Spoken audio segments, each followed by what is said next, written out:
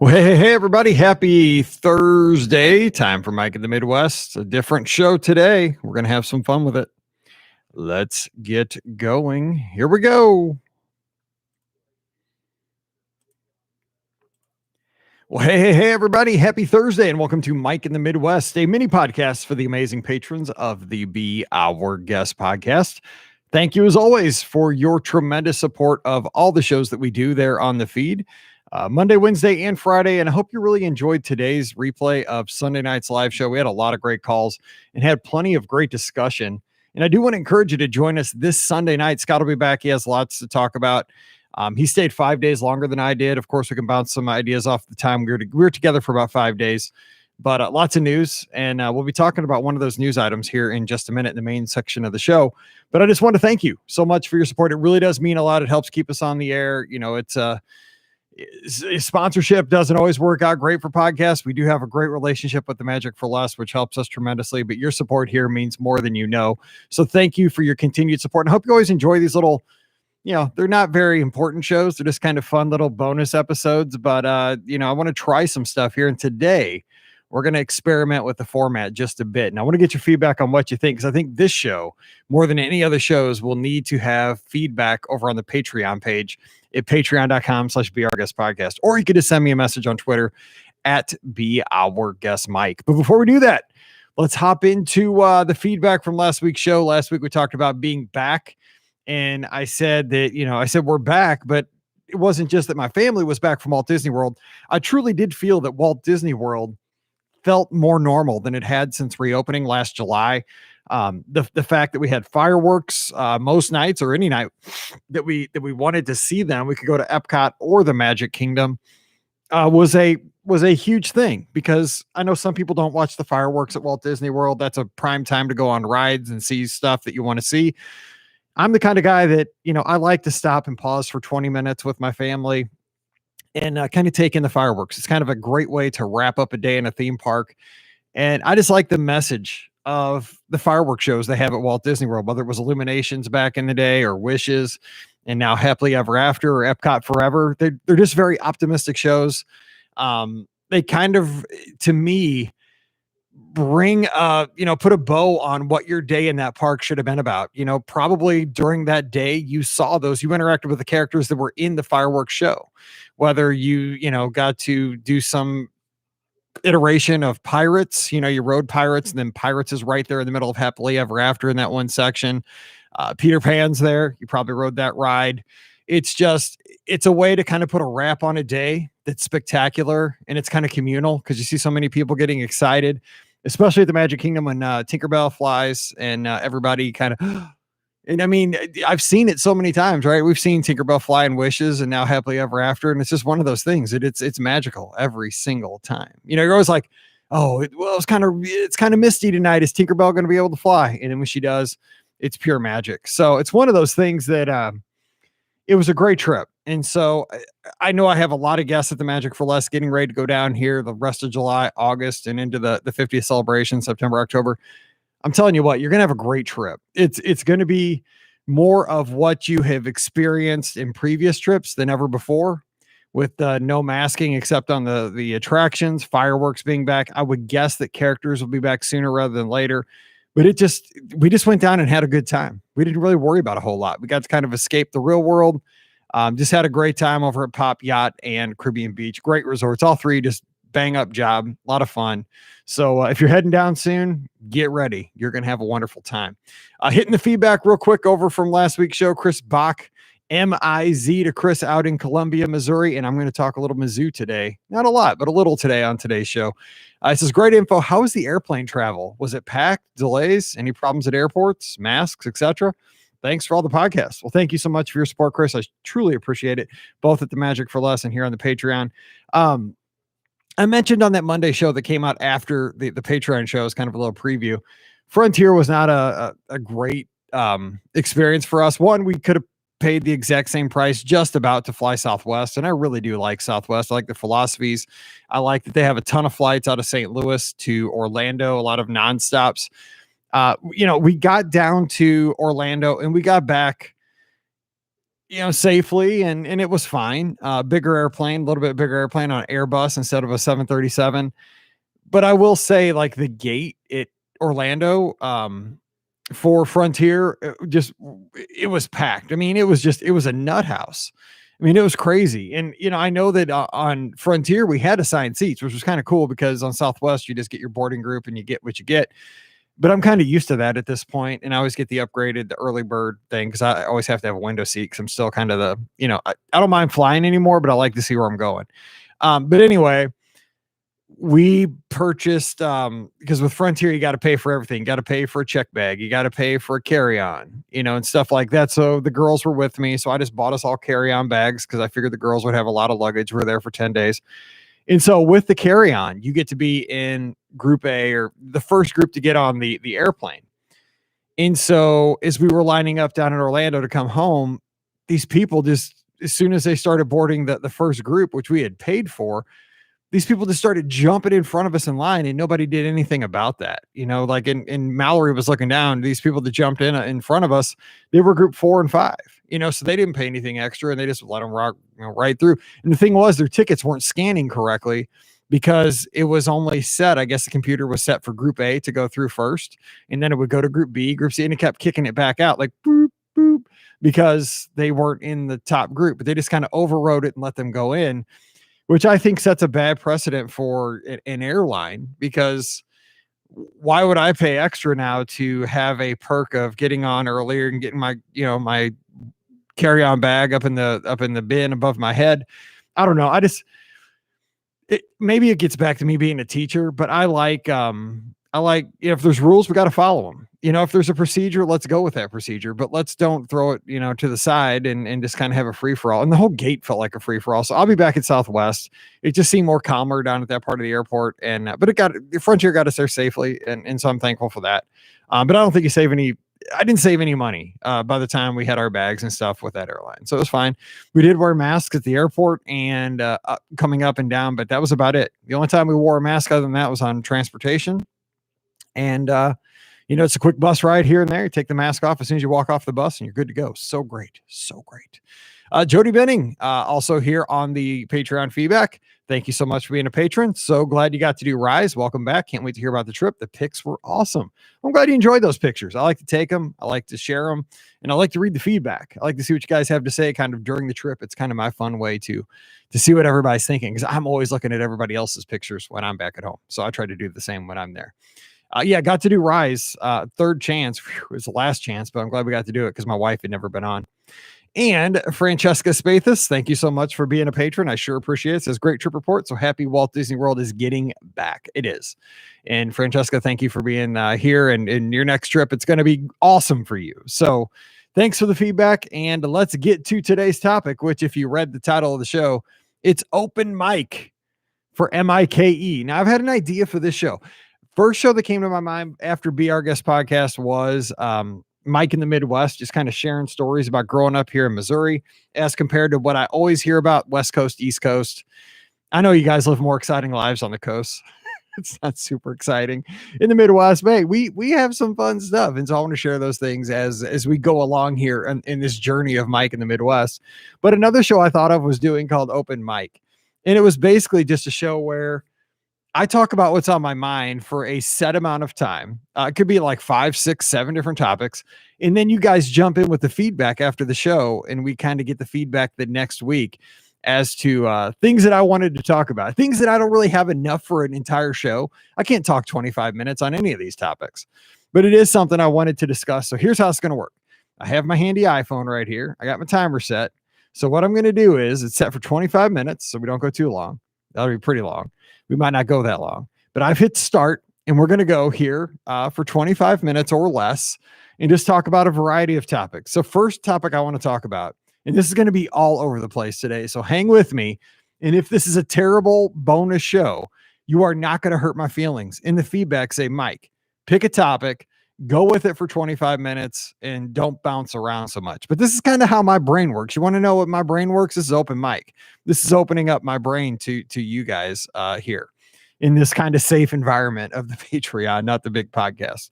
Okay, so first of all, One thing I noticed on our Disney trip, we were down at Walt Disney World last week, and this really surprised me. And you guys can give me feedback on this because I had no idea. I saw a ton of what I would consider regular people wearing Hoka shoes. Now, if you don't know what Hoka shoes are, Hoka's, from all I know, Hoka's are running shoes. And they're these really special running shoes for the most part that I've run in. And if you go back to my Instagram, you'll find, I think I did a reels or a video at some point and showed what my current Hoka shoes. I've ordered a new pair finally, but they have holes in them. The bottom of them are totally worn out because I run a lot of miles. And so I've worn these Hokas for probably 9 months and I just wear them every single day and put tons and tons of miles on them. You're supposed to put like 300 miles on a shoe. I think these have close to 3,000. But anyway, Hoka shoes, what they are, the reason I get them, and they have different varieties, but they have these ones that are very forgiving to your feet. They're super cushiony. They have a huge like heel under them in like a, cushiony type heel. I tell my wife they're kind of like moon boots because back when I was a kid, now this is aging me, we had things called moon boots that we'd wear in the wintertime. We went out to play in the snow and they had these huge like rubber soles on them that were real tall, kind of looked like the moon boots the astronauts wore in Apollo. But Hoka's for runners they have this huge spongy heel sole to them because they're not made for racing necessarily, that kind of Hoka's. They're made for daily training so that they keep your feet comfortable and without getting bruised up. Now, when it's race day, you wear a shoe that has a very thin sole because it's super light and it's very fast. But you don't want to wear that every day because it beats the tar out of your feet. So you wear these Hokas, and I thought only runners wore Hokas because I've had a few pair and they're really great for what I do. I don't find them particularly fashionable because they do kind of look like moon boot tennis shoes. But I saw so many guests walking around Walt Disney World in Hokas. And Hokas are really cool because they make them in all these bright colors. They're very neat looking, but they don't look like a Nike. They look like a moon boot sneaker. But here's the thing. It's genius because these shoes are so comfortable. They're so forgiving to your feet. So what I wanted to bring here to open mic in this first topic was the Hoka conversation. Have you seen Hokas around the theme parks? Because you always see your typical shoes, your Nikes, your New Balance, your Adidas, stuff like that. But I just kept, and maybe it's because I was looking for them after a while, but I saw Hokas time and time again. And I'm not, they weren't for running. They're just for, touring the parks. So do you wear Hokas? And are you seeing this as well? Because I think it's a great idea. Now, Hokas are not cheap shoes. They're usually about $100. But man, I mean, what will you pay for your shoes to be comfortable on a Disney vacation of say 7 days where you're walking 10 miles a day? I mean, if your feet are in pain, you're not having a good time. So I just want to know, I've never noticed this before. I saw Hokas everywhere. And that's kind of an interest. And if you don't know what Hoka is, just look it up on the internet. You'll see they have huge soles, kind of look like moon boots. Okay, the next thing, another topic. There's topic one. Topic two.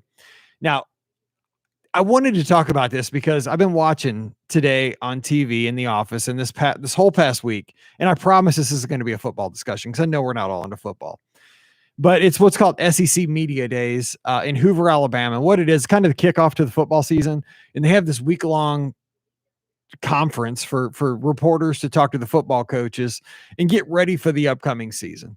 And if you've followed the podcast for any length of time, which if you're a patron, I'm sure you have, you notice that I'll either have on, typically when I'm recording a show, it'll be a Disney shirt of some kind or a sweatshirt or a jacket or something. But if it's not Disney, it's usually Mizzou.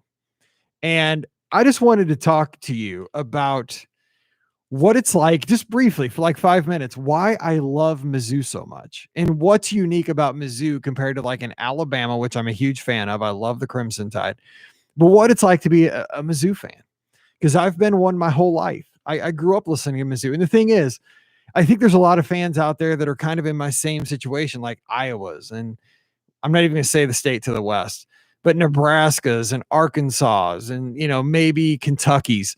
The thing is, we go into every season in every sport knowing that most likely we're not going to win a national championship. And it's been like this ever since I've been a kid. Now, when I was a kid, we were in the Big 8 and the Big 12.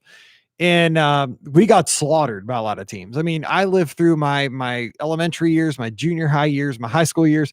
Mizzou would lose football games by 60 points some days, some Saturdays. It was horrible. Now, we were good at basketball there for a spell with Norm Stewart, but for the most part, being a Mizzou fan, it's a state pride. And I think a lot of us have this. I don't know if you're a sports fan, you have this for your team, right? Good or bad, I'm still going to wear my Mizzou stuff.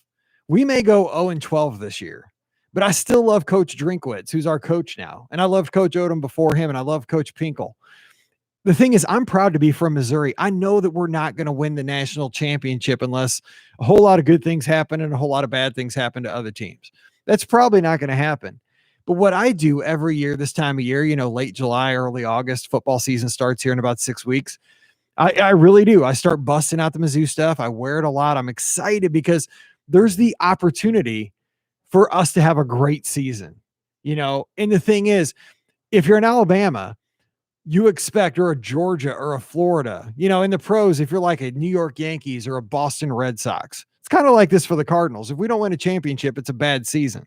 For Mizzou, that's not necessarily the bar we judge ourselves on.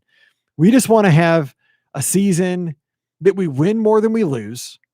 We get to go to a bowl game and have an extra game at the end of the year, have some fun. Maybe that could be my Christmas present from my wife. We get to travel to some new city to watch an extra football game against a fun team. But what's exciting is I'm excited to go back to Columbia, Missouri and hang out with 70,000 fans, hopefully this year at our football field tailgate. My daughter works for athletics at Mizzou, so I get to kind of see her doing her thing. And it's just one of those things. We're probably not going to win the national championship. That's how it is. We're in the SEC. You're probably not even going to win the SEC East. I saw today that Georgia's got a 72% chance to win our division. Florida's got 20%. Mizzou's got a 2% chance. But you know what? We've won it twice. We could do that this year. And I like that optimism that we have in our state. Probably not going to happen. But you know what? When we beat LSU last year, I was there on the goal line, and it was awesome. We beat the national champions, the defending national championships. We held them 4 times from the one. And it's moments like that I can't wait to get back, and I'll always be a Mizzou fan. People say, you pick a better team, and that's why I do like Alabama. I love Alabama because I lived down there for a while and I saw what it was all about. But man, Mizzou's great. And if you're from Iowa and you embrace your team, that's great. Minnesota, whatever it is, embrace where you're from. Love it. Being a Mizzou fan is painful so many times. It's so painful because we get close and then we lose. It's kind of like the Cardinals lately.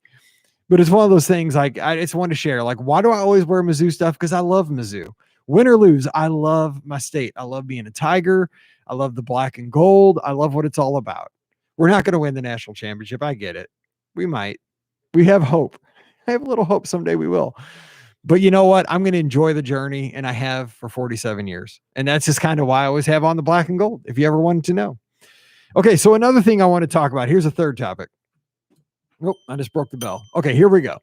People ask me, I get this question more than you would expect, about the running thing. Why do you run, Mike? Because I run every morning, and running's not typically glamorous, especially in July, and I run by myself, and I like to run quite a few miles every morning if I can.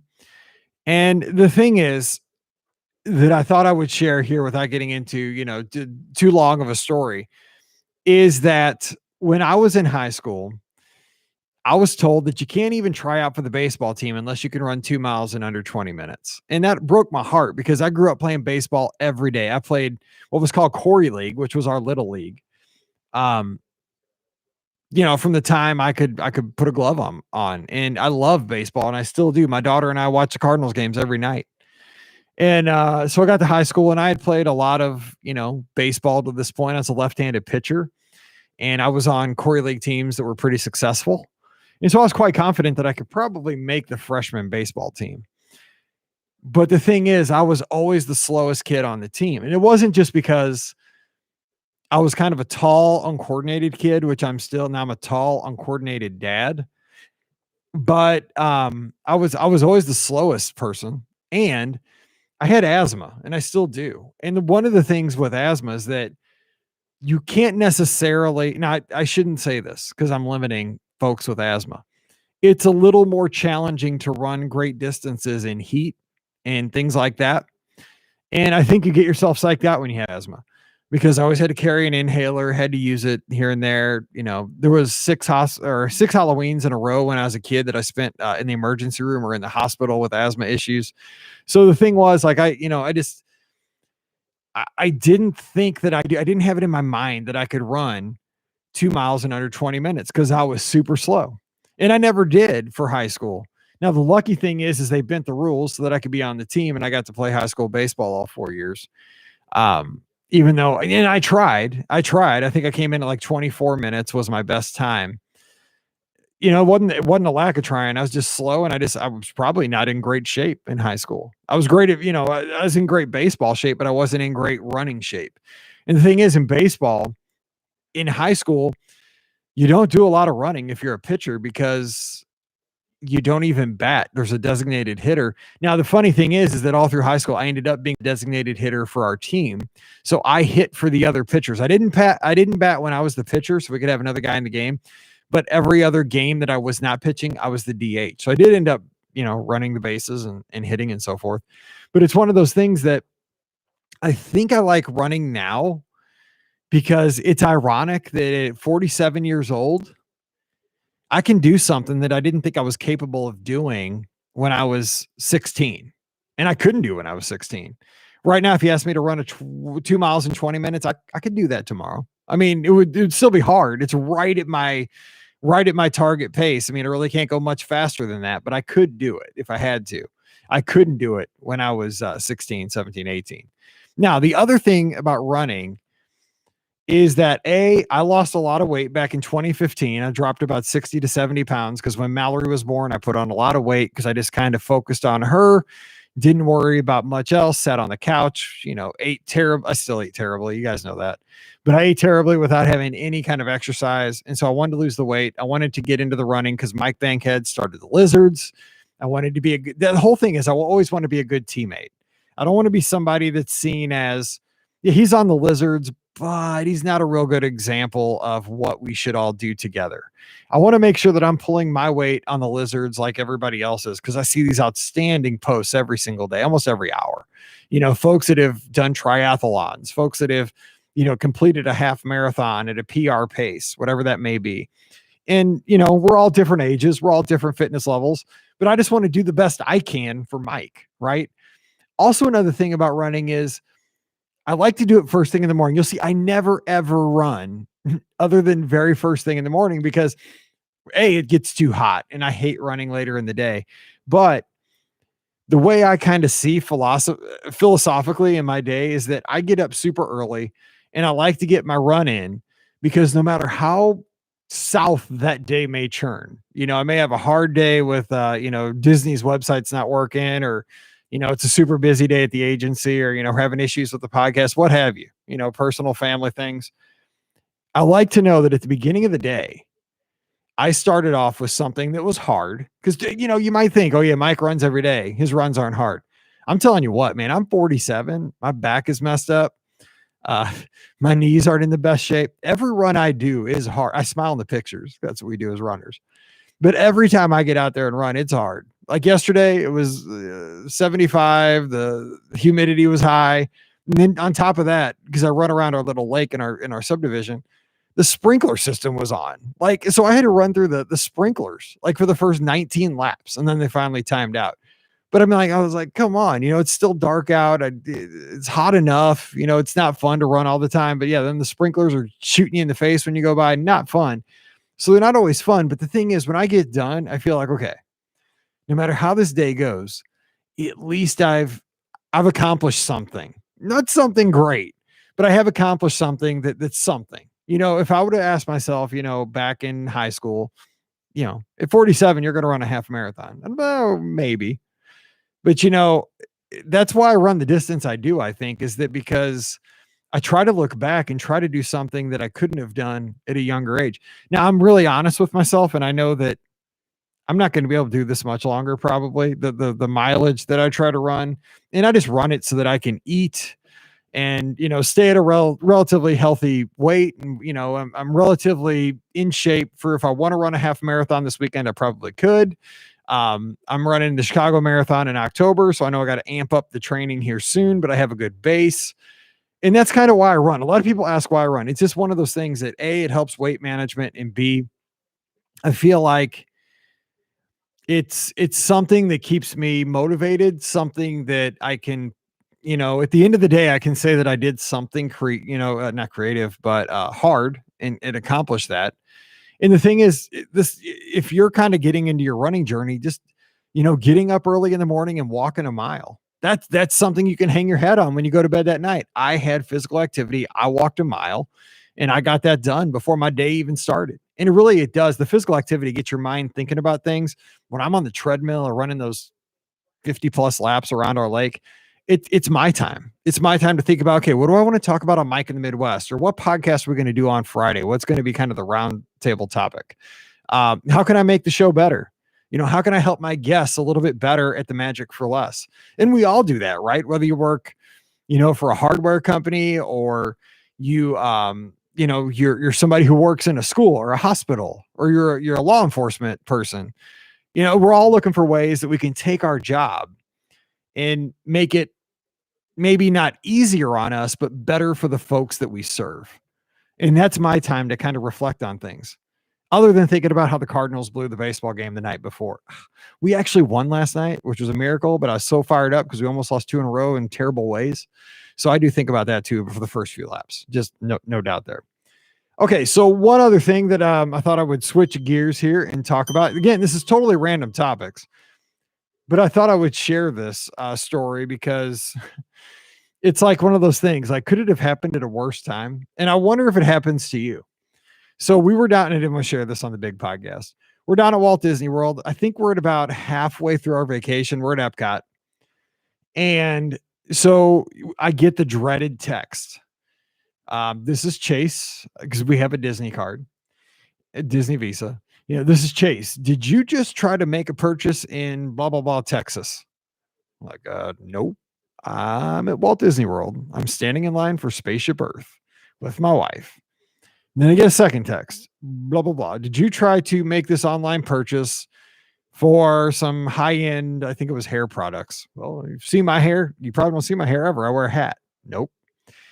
And so what it told me was, click yes if that was you, and then I guess it would charge it and you'd pay for it. That makes sense. Or text no if you did not make these purchases, which I did not. But what'll happen is your card will immediately be canceled. You know what? That's kind of, when you're in the middle of a Disney vacation, that is the worst. So I didn't want to hit no, because this is the card that my Magic Bands were on. Mallory had charging privileges, so if she wanted to go get a snack, she could do that. I'm still, 5 days from being home, and this card is the card that's associated with the podcast hosting, the website, all of our utilities at the house, all these little piddly things that you don't think about. This is the card that the charges go to. So I was freaking out because I'm like, I don't want to hit no, because they're going to cancel my card immediately. Then my Magic Bands aren't going to work. Then it's going to be hard to get lunch. I do have another credit card, but it's just the inconvenience of the whole thing. And I never, ever use I have a Southwest card that I only use to book airline flights. So anyhow, I have a great wife. She calls Chase and explains the whole situation. And they let any purchases that we made in Florida or Missouri go through for 5 days until we got back to St. Louis. So our Magic Bands continued to work. But again, it was a challenge because we were on a triple resort stay. So at the end of each stay, they run your card to charge your room charges. And that was a challenge. We had to kind of explain each time the situation. This card has been compromised, but there is there's a note on the account. This should go through. We had to double check each time.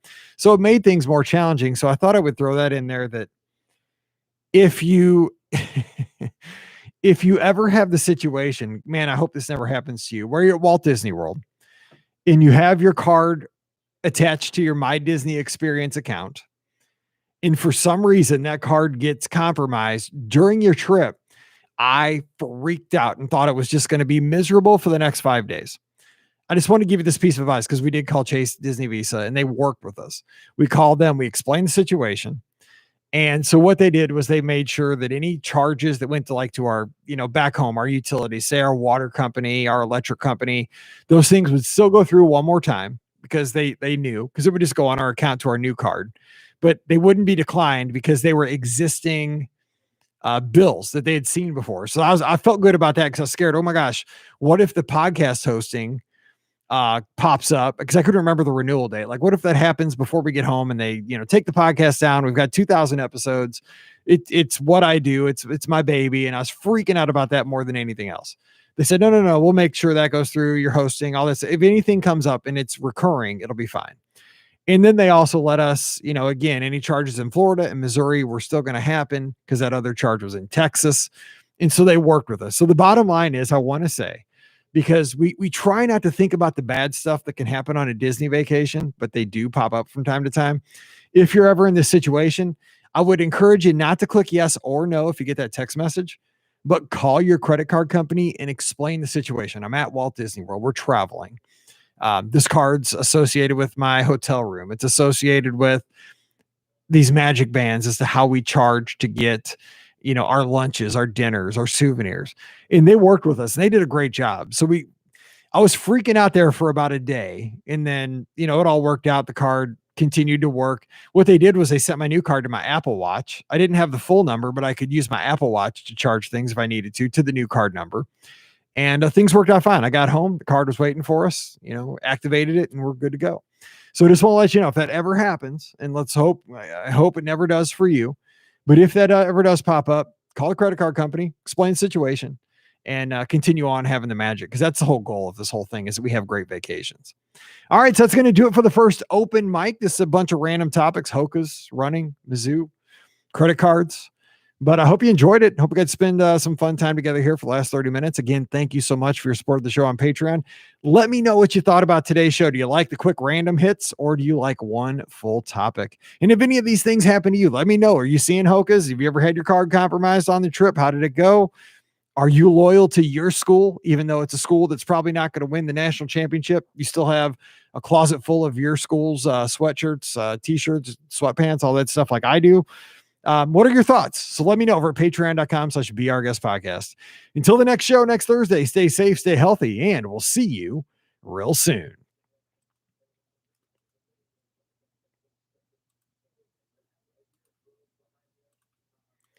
Thanks, everybody. Have a good one. We'll talk to you soon.